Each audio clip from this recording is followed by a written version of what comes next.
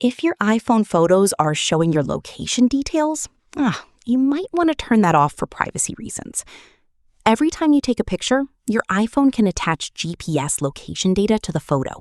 And if you share that image online or with someone else, that location information can also be shared. First, let me show you how to remove location from a single photo.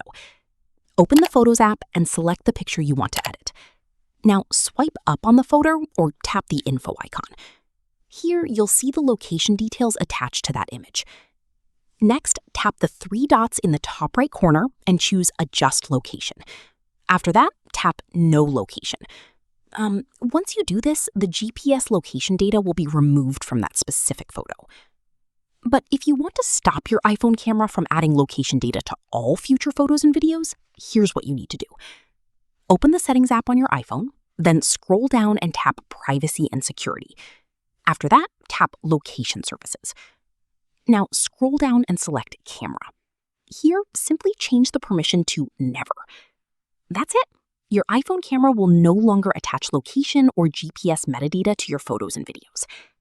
If this tutorial helped you, make sure to like the video and subscribe for more iPhone privacy and security tips.